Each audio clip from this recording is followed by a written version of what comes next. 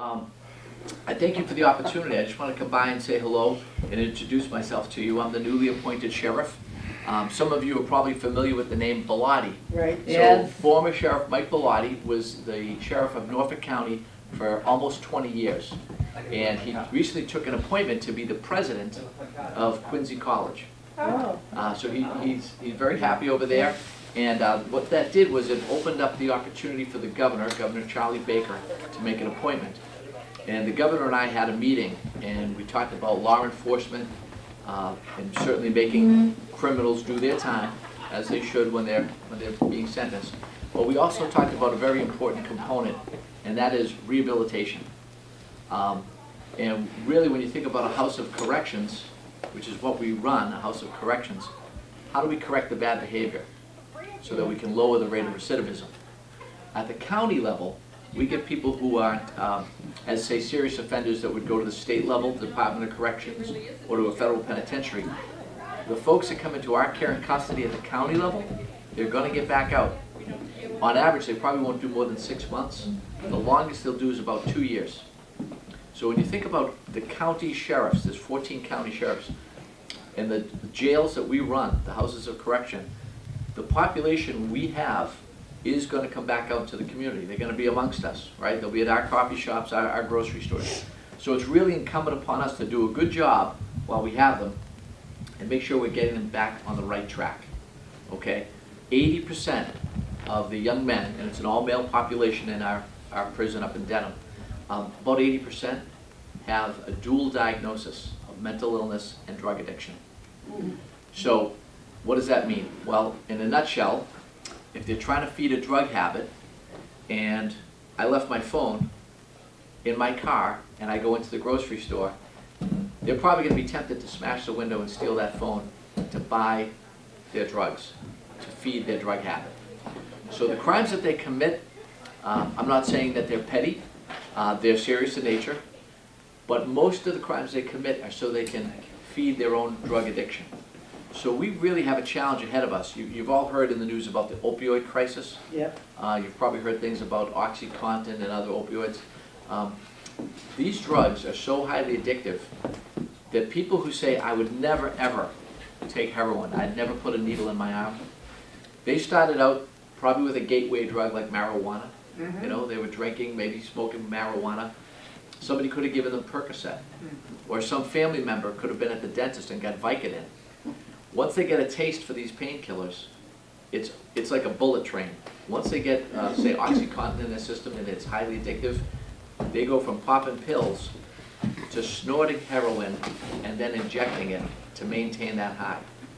So the people that come into us are pretty broken down people. Families are mad at them. They've been before a judge. If they had a girlfriend or a wife, they're mad as heck at them. If they had a job, they've probably now lost the job. So when they come into us, it's our job to try to straighten them out. For the most part, our population is educated. Some of them do need a high school equivalency, but some of them are college ready. So these are not dumb people, they're smart people. They can be rehabilitated, but it's going to take mental health experts, a lot of counseling. We offer what we call, we say good programming is good corrections. We have a long menu of course offerings. So if somebody wants to go into horticulture, or somebody wants to go into culinary arts, or they're good with their hands and they can plaster ceilings, we have a big menu of things that they can learn while they're in our care and custody, so that when they get out, and they're not under the influence of drugs and alcohol, they've done their time, they've paid their price, now they have a shot at employment. But that's even hard, because you need an address, you need a place to live, and you need an employer who's willing to take another chance on you. And a lot of employers will say, wait a minute, what's this gentleman's background? Do I really want to take that on? We're fortunate to have about 2 pages worth of what we call Corey-friendly employers. These are big companies like Lowe's and Home Depot who would say, okay, while we might not take this particular person and put them in the aisles with all you shopping, they may say, you know what, we have a warehouse where we receive our lumber, our windows and doors, our roofing shingles. Can you drive a forklift? Can you work in there? Can you handle the shipping and receiving? So a lot of the jobs that are out there pay really well, and Corey-friendly employers will take a chance on these former inmates. But to make sure they're successful, we have something called AISS, After Incarceration Support Services. We make sure, it's a little bit of hand-holding, but we make sure on day one when somebody comes into us and they've been sentenced by a judge, that's the first day that begins their transition. Because we want them to be successful, right? My goal as sheriff is I don't want them to come back. I want to lower the rate of recidivism. So day one, we put them with a caseworker. We've assessed them medically, mentally. We're meeting all their educational needs, spiritual needs. We have rabbis, Protestant reverends, Catholic priests, you name it. We want to make sure that when that person steps out the door, they got a place to live, they got a job, they know about transportation. If they need health care, we have them on Mass Health. And we make sure that they have every chance, including we'll show them where to go for Narcotics Anonymous and Alcoholics Anonymous meetings. So everything is there for them. Yet some people still fall through the cracks. So we're setting up a 1-800 number that'll be staffed 24/7. So that if the angel on this shoulder is telling them to go the right road, but the devil on this shoulder is telling them to go back to the old flop house and run with the wrong crowd and do drugs again, they can pick up the phone and call us. And we'll have a counsel talk to them and try to keep them on the straight path. That's really our biggest challenge at the County House of Corrections. We have today about 500 inmates up there. Maybe 38 of them are being held. We hold some folks for the U.S. Marshals. Of the remaining population, 2/3 are what we call pre-trial, which means they got in trouble, they got arrested, they're with us now, they're going to get sentenced, they're going before the judge for their day in court. The remainder, about the other third, those folks already got their sentence, and they know if they're going to do 6 months, 18 months, 24 months, whatever it is. We separate everybody under what we call classification, so we don't put the real bad guys, the rapists, robbers, people involved in shootings, keep them in a different area from the guy who's in there for his 3rd or 4th drinking and driving offense. Or somebody whose biggest crime is that they're drug addicted. We don't want to put the lesser offenses in with the more hardened criminals. But we know we've got a big challenge up there. Recidivism rate's about 66%. And it's really in all of our best interests to work on this program, to try to get people straightened out and get them back on track. Because if we can make them productive members of society again, and they can feel good about themselves and say, yeah, I made some mistakes in my life. Maybe there was, addictions in my family history. There could have been alcoholism. There could have been child abuse. We don't have all the answers, and sometimes the inmates don't give you all the history. But when you have somebody who's got mental health issues and the addiction, if we can help them get back on track, we're all better off as a society. Because if we don't, the alternative is we can all pitch in our taxes and pay for their medical, dental, vision for the rest of their life, and their housing, and everything else, and they can sit around all day, right? And they can go from one house to another and we can pay their bills. It really is in all of our best interest to try to straighten these people out. And I do believe the population that we're serving, redemption is possible, rehabilitation is possible. We just have to get inside their heads, and we have to get inside their hearts. And sometimes they're tough cookies. They come in and they've had a tough life and they don't want to open up.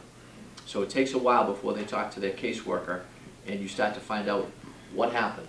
At what point during their school, was it in junior high school, was it in high school, how did they first start to go off track and then end up off the rails completely and before a judge.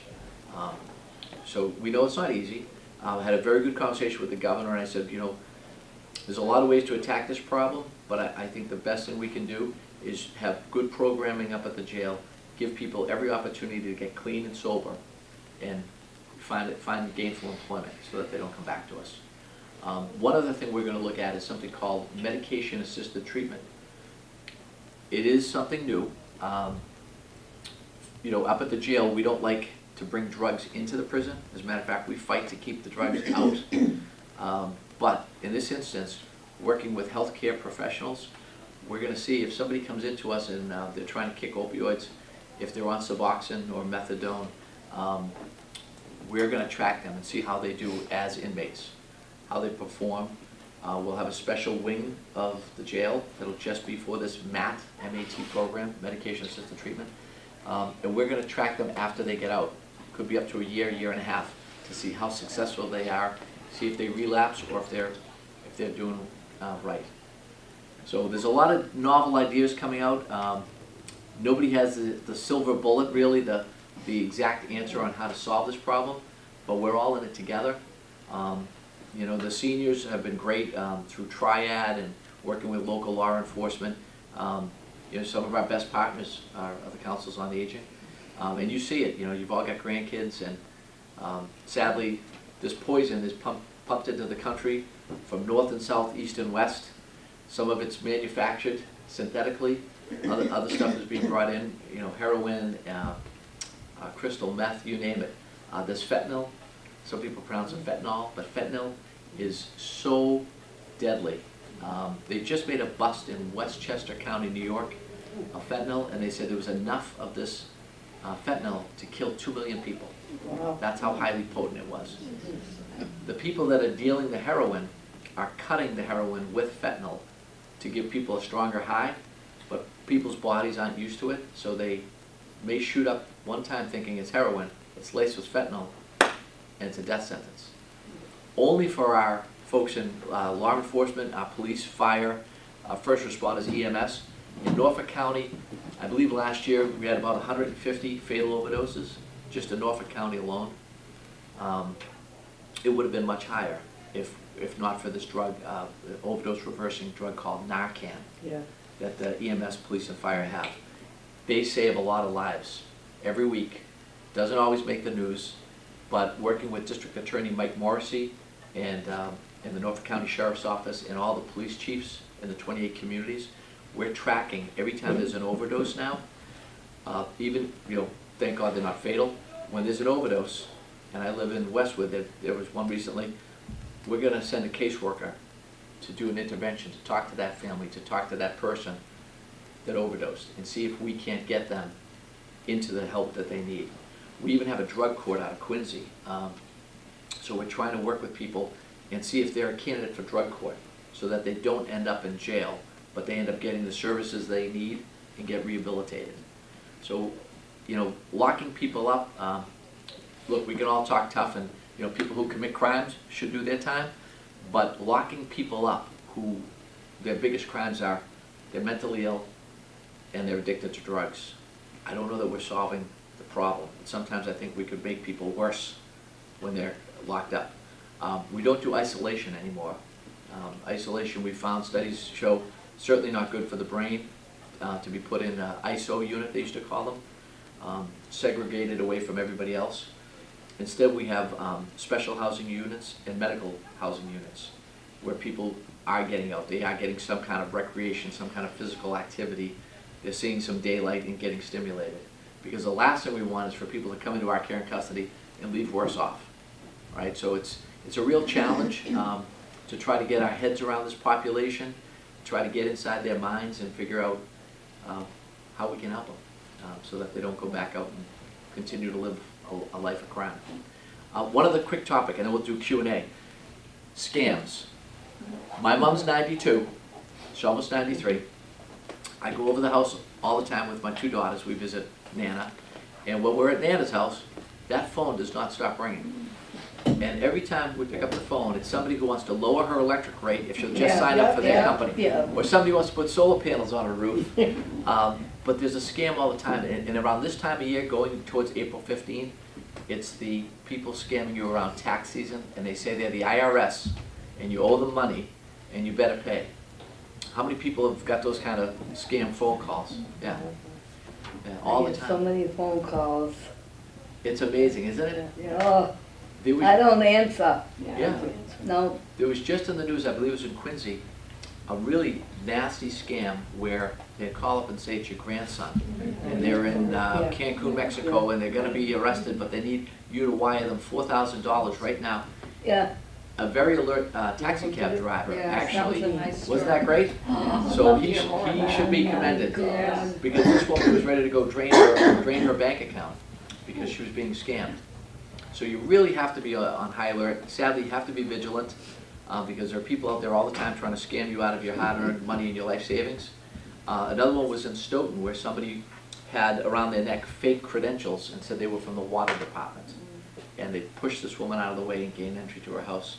Another one, once the weather gets good, is people come around and they'll say to you, they'll try to get you out of your house by saying, I'm fixing chimneys in the area, and if you just come out on your porch and look up, you'll see your chimney needs to be pointed, the bricks are falling. They just want to get you, they want you to open that door. So if I could give you one tip, and I got this from the Norwood Police Chief, answer the phone, answer the door with the phone in your hand. And if you've got a screen door, keep it locked. If you're not expecting somebody, you can look through the glass, see who it is.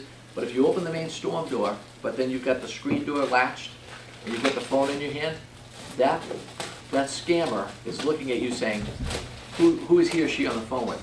Yeah. But if you needed to real quick, you could hit 911. But just answering the door with the phone in your hand is a great layer of safety. Another thing is a whistle. It works well to scare people away, and also the people that call you on the phone to scam you. A woman in Stoughton told me she blows a whistle into the phone, they never call back. She probably blows out their eardrum. The other thing I want to tell you about is, and Joe Canavan's going to give out the Smart Money pamphlet. We're going to make sure everyone leaves with one of these today. This gives you all the tools and the phone numbers you can call from our Attorney General all the way down to local police to make sure you're not being scammed and how to be money wise. Because sadly, there are people trying to perpetuate these scams every day in the Commonwealth of Massachusetts. One other great program that I think your loved ones will love is the Are You OK program. Has anybody heard of that? Are You OK? If you sign up for this, it's a free program. And we'll call you between 6 and 10 in the morning. Norfolk County Sheriff's Office does this in partnership with Fallon Ambulance Service. So if you're an early riser and you want to have a scheduled phone call every day at 6:30, we will call you every day at 6:30 and simply say, how are you doing today, Bob? You okay? Yep. Feeling good, no problem. Have a great day. We also like you have a backup person. Maybe it's a son or daughter or grandson, granddaughter. So if we make that call to Bob and he doesn't pick up, we could say, let's call his backup person.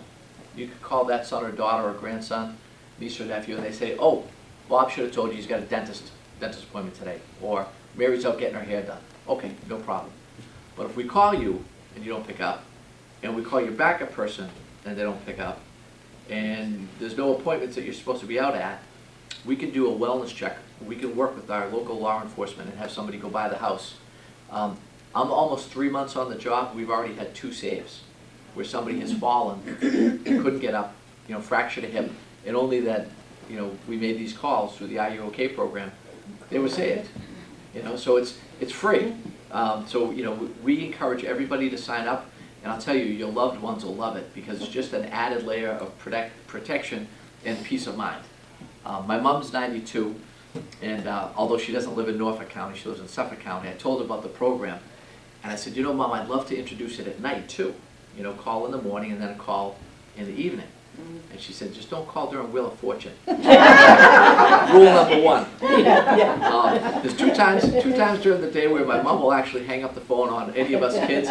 If you call during the Catholic Mass in the morning or you call during Wheel of Fortune, she's going to give you the bumps rush right off the phone.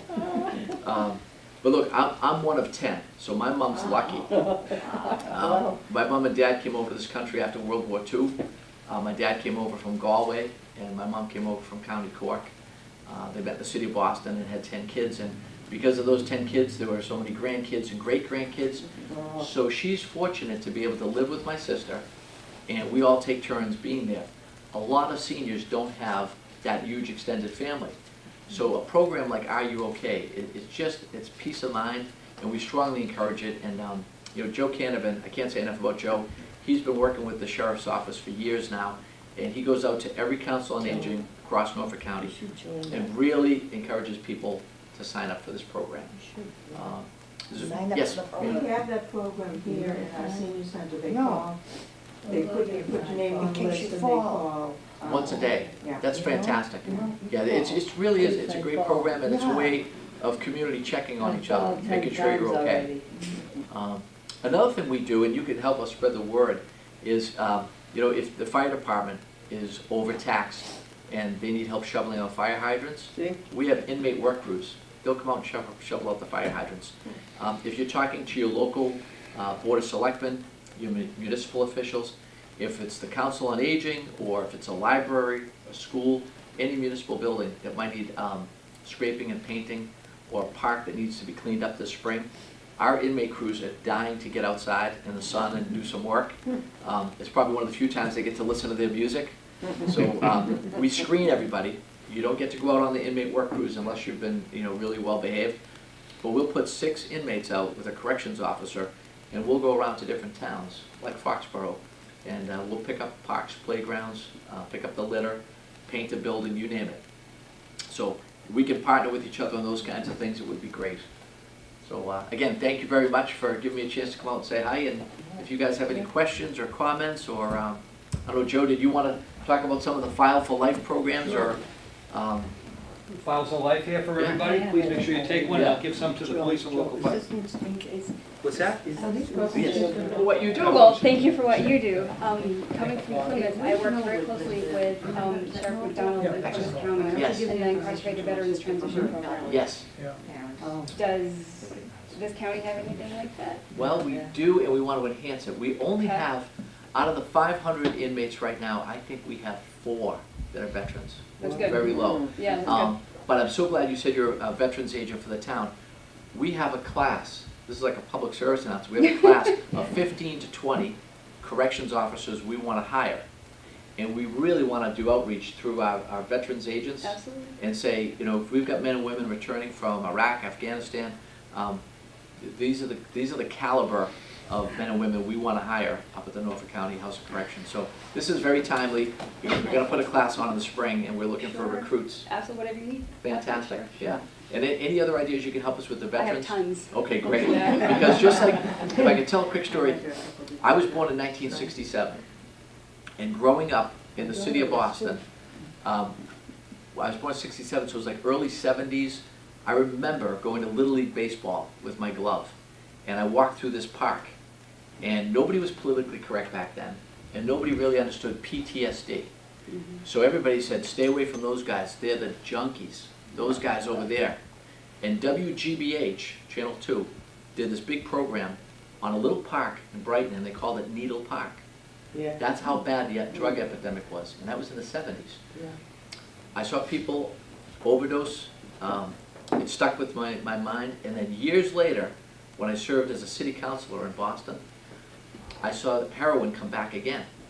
So it was in the 70s I saw people overdosing, and then all of a sudden, 2004, 2005, heroin's back, and it's back big time.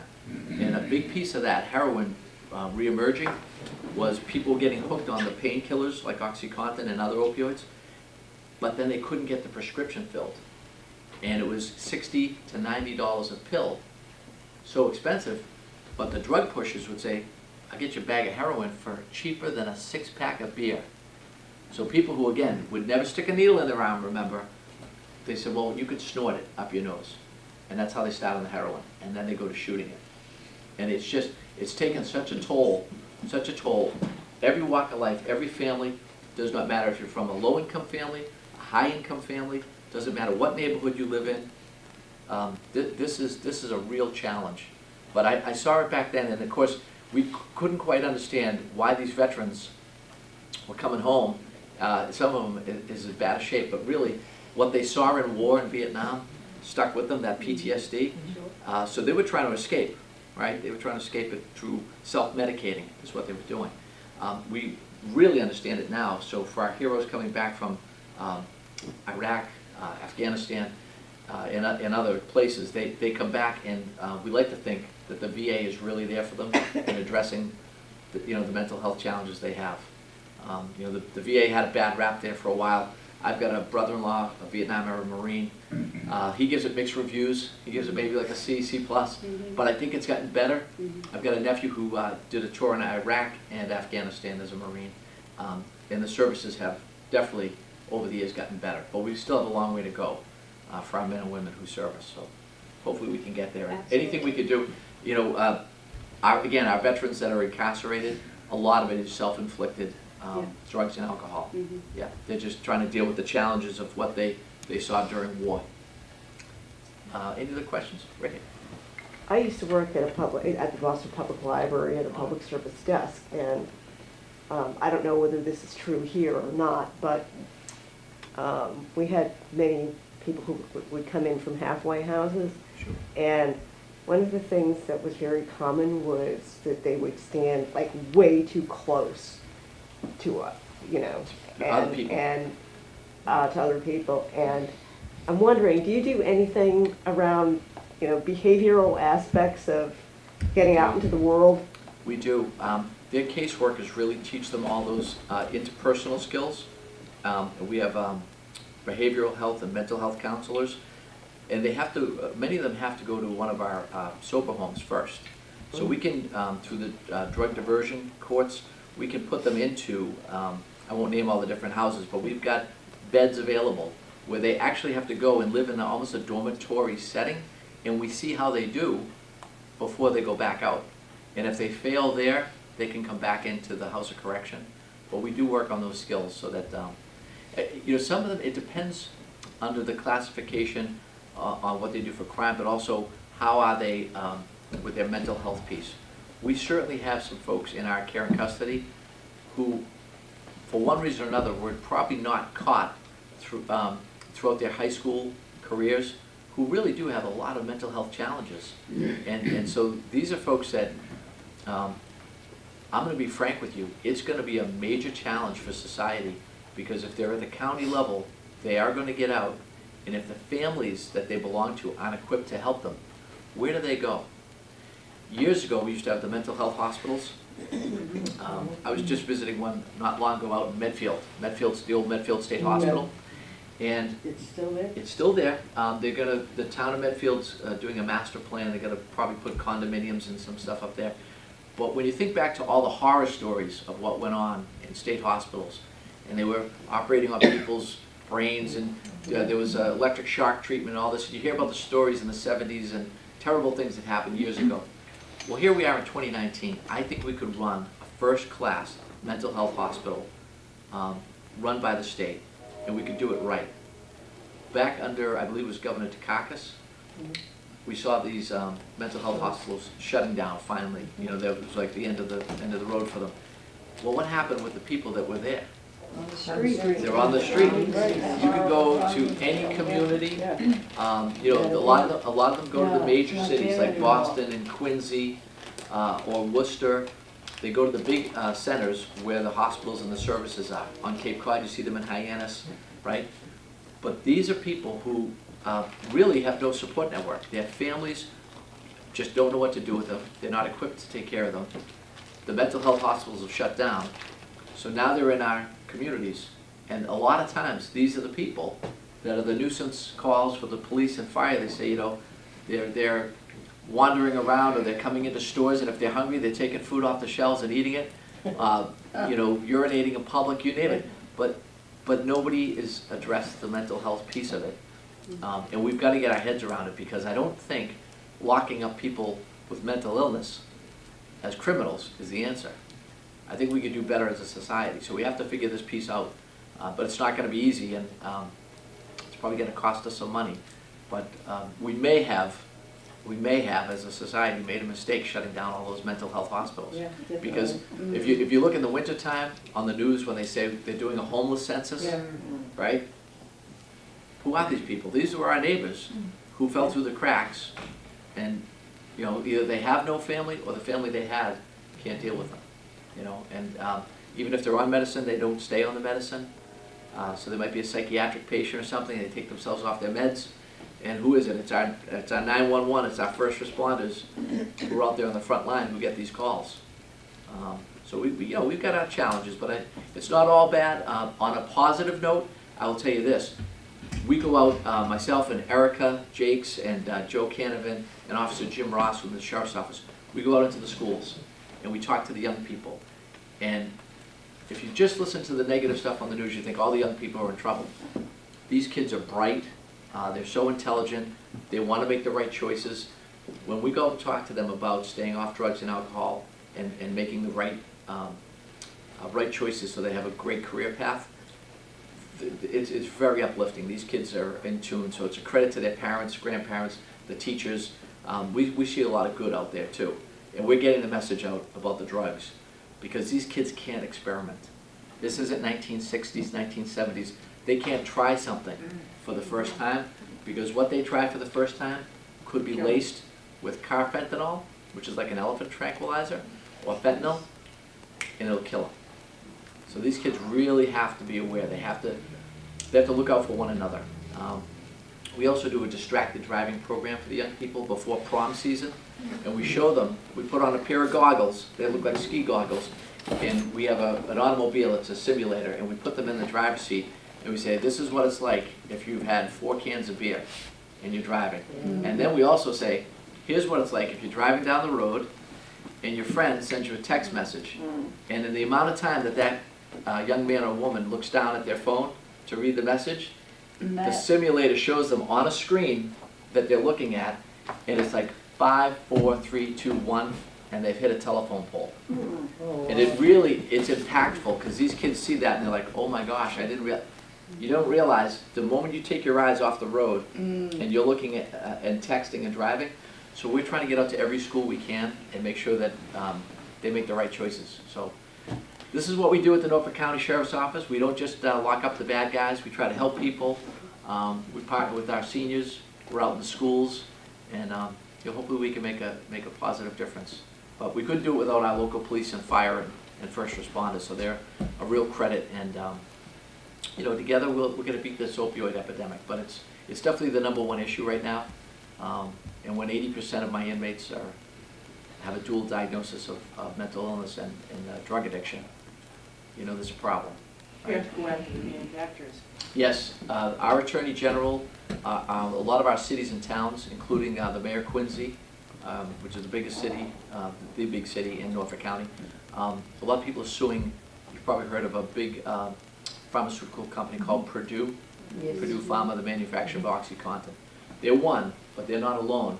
But there's definitely something to it. I think that people at the highest levels knew the addictive qualities of these opioids, like OxyContin, and they did not tell the doctors and the pharmacists how highly addictive it was. And that's why we saw what was once a scourge in the 70s, heroin, come raging back in the 2000s. It's because of the painkillers that were out in the street. Big part of it. Is there any move to get, to instead of incarcerate these people on drugs, to keep them out of the prison system? Yes. So they don't have the stigma of I've been to jail and Amen. whatever? Yes, and that's what we're doing with Judge Heffernan out of the Quincy District Court, and it's drug court. They have to be a willing participant. The judge will decide with their attorney if they are a good candidate for that program to stay out of jail. We do that with male and female. Oh, okay. And they can graduate drug court and not have spent time up in the jail. Yeah, because once you get on that Corey list, you Very kiss jobs goodbye all over the It's very hard to get employed, yeah. I've done some outreach to the AFL-CIO and our friends in labor, the unions, and said, I know it's a really tight job market out there. You can't get somebody to come build a stone wall or fix your brick steps. Try to get a plumber, a carpenter, an electrician, it's really tough. So there's a lot of good paying jobs out there. If we could take these guys, teach them a skill, and if the unions are willing to work with them, which I believe they said they will do this, they can really be successful. It's just that, they've got to get off the drugs. And it's, oftentimes we hear about young people, and I do have a lot of people in their early 20s or 22 years old up there in jail. But I've got a brother who's a union carpenter. He worked on the biggest projects in Boston, like the Ted Williams Tunnel, and he would tell me guys in their 40s and 50s who might have had bursitis, back pain, and the knee is killing them. They would start with painkillers like Percocet. They would get on OxyContin and then kiss all the money they made in overtime goodbye because they got so drug addicted in their 40s and 50s, lost their marriages. These were guys who had it all. Nice family, drive a brand new F-150 truck, might have had a house up in New Hampshire, Maine, or a house on Cape Cod, making a lot of money. But once the pills got a hold of them, they kissed it all goodbye. So they're not young kids experimenting. These are you know, Yeah. guys mid-career. That's how highly addictive some of these pills are. Well, you know, a lot of it is that when you go into like a hospital or whatever, the last time I was in Tufts, they had all these little signs up. How is your pain? And had a little smiley guy. So that you were supposed to get to the point where you didn't have any pain and you were smiling. And, you know, it was imbued into their whole way of doing Oh, things. sure, yeah. And, you know, it just, My sister's a retired nurse, and she recently had surgery, and they gave her OxyContin. oh yeah. She called up the doctor and said, I want something else, because when I take this, it's like an out-of-body experience, and I don't like the way I feel. Yeah. So you gotta write me a prescription for something different than this. Well, some of the dentists are the worst ones. They used to give you medication whenever you had Yeah. a tooth problem, just in case you had a problem. And you'd go home. If you filled all of those, you could have made a bunch of money out in the streets. I mean, it just, I remember having my impacted wisdom Yeah. teeth out, and they gave me Vicodin, but Oh, yeah. I can't tolerate that stuff, so I just threw it up. I can't take the pills. yeah. But, you know, it hurt a little bit, but nothing that Tylenol. A day or two. And, Yeah. I'd rather that than Yeah. be taking the pills. But they almost forced the prescription on you. It was, Yeah, I think that's why you're seeing the Attorney General, many Attorney Generals around the country have joined forces to go after Big Pharma. Because, well, a lot of it they was know- But it's- little dentists too. I It's the mean, doctors, Yeah. not Big Yeah. Pharma. Big Pharma doesn't write the Yeah. prescription. The The doctors. doctors. Yeah. serious they Yeah, and they've busted some of them. That's right. There was a know, big, so- there was a big case on Cape Cod where they got a guy, and he knew, he was making money hand over fist by And being if very Dr. relaxed. A doesn't, they'll find Dr. B who will. They shop, you're right. Where there is that desire for drugs, the drug addicts will shop, doctor shop, till they can find someone to write a prescription. I'll give you one story. It is so bad, when the drugs have a grip on you, you will do anything to feed that. So we actually just made a bust at the prison where we had a guy who's already on the inside. He picks up the phone and he calls out, and it says right when you pick up the phone, it says, if this is an attorney-client call, please hang up and call this other number. So they know their call's being recorded. We tell them, your call's gonna be recorded. Didn't matter. Gentleman A was speaking to Gentleman B on the outside. Gentleman B knew he was probably gonna be sentenced soon by the judge. Told the other gentleman, I'm going to court on this date. He said, well, before you go, I have a guy for you to meet, and he'll give you the drugs, and you can either swallow them, and you'll produce them later, or you could tuck them up there somewhere, and then when you come in the jail, you'll have the drugs, and we'll all be happy. We'll share the drugs with all the inmates, right? So we have this on tape. We work with the district attorney, we work with local law enforcement. Sure enough, this guy goes before the judge sentences him, we transport him, we get him up to the House of Corrections in Dedham, and we say, you know, we suspect you might have some drugs on you. Do you want to tell us about it? No.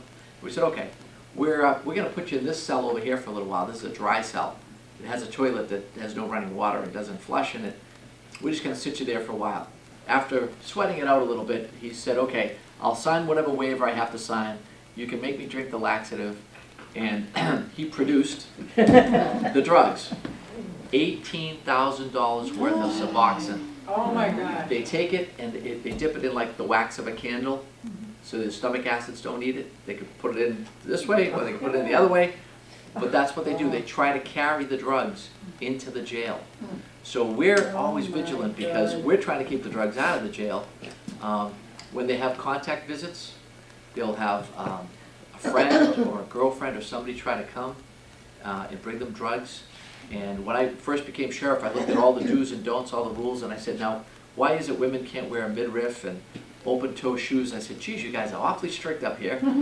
Well, come to find out, in the blink of an eye, if somebody crosses their legs and they have an open-toe shoes right underneath their feet, there could be a packet of something.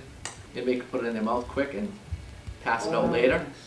So it's 24/7. We have to be on guard. We have 3 shifts. We have cameras everywhere.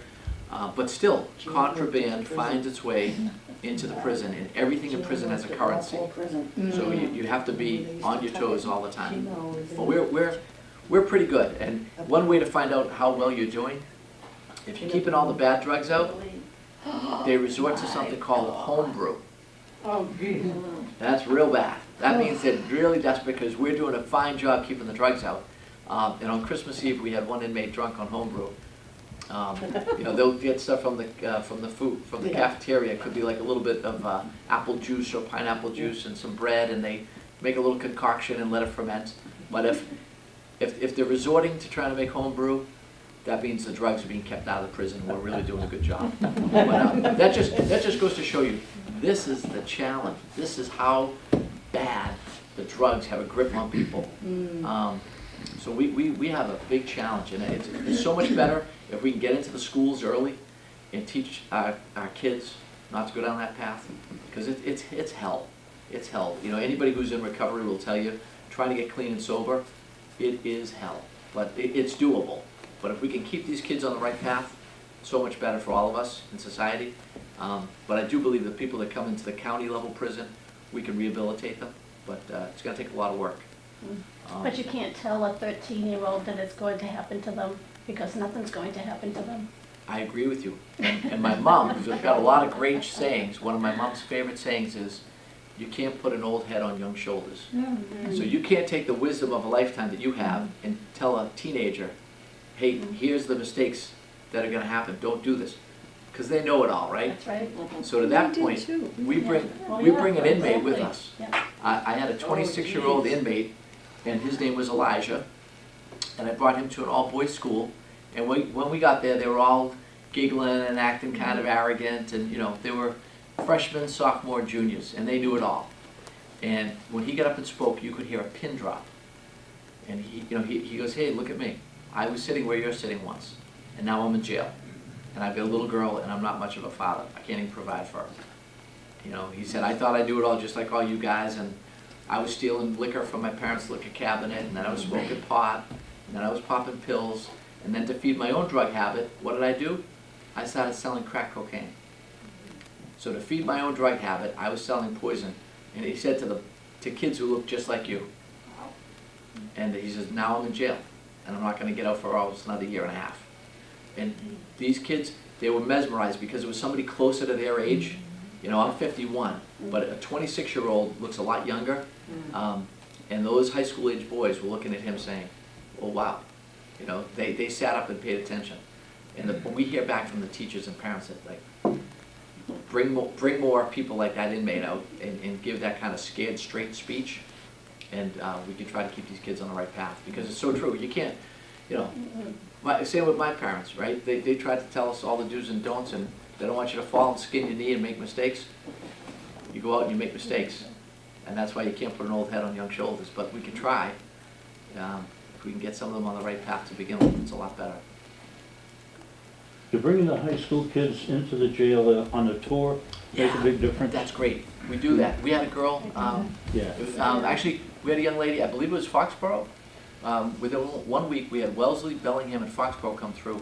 And I believe it was a young lady from Foxborough. She nearly fainted, because it is traumatic. When you walk through, God bless you, when you go in there and you really are in a prison setting and the big doors slam behind you and you're seeing inmates file past you that could be being brought out of their cell down to a medical checkup, it can be intimidating. You know, some of these guys are tough customers, and they've got all kinds of, some of them have gang-affiliated tattoos on them, and bless you, and they look Scary? Scary is the right word. So these kids come in, and they've never seen anything like it up close. Yeah. And it's a little bit of a shock factor, but in a good way, because they all leave there very, very respectful, very humble, and thinking they're going to go down the right path. So we love to do the tours, and we'll do we do them for the Council on Aging too. Well, we went through there, and it was interesting. It was the same day that some of the kids from Foxborough High School were going through. Oh, that's great. So you kind of, wait. Oh, we could do that again. I didn't know how effective it was. Oh, I did it when I was a sophomore. Did you? Yeah, and I was fresh, what was I, 15, 16 years old, and they took us into Boston to the old Nashua Street jail, and there used to be a great roast beef place called Buzzy's Roast Beef. Oh, yeah. Right near Mass General Hospital, and they really played it up. So they had the door shut, and you had to go into the cell, the door would shut, clunk, and they'd walk away a little bit and let you stand there. And then they had a few of the bigger inmates whistling at us. And we were petrified, we thought, oh dear God, we'd never survive in prison, so, yeah, we left there with a new perspective. Yeah. Yeah, and it stuck with, it sticks with you, those tours, those prison tours, I think, are really effective for our high school kids. Well, you guys have been great. Thank you so much, I appreciate the invitation to be here. Enjoy And, the hope we can continue. Yeah, thank you.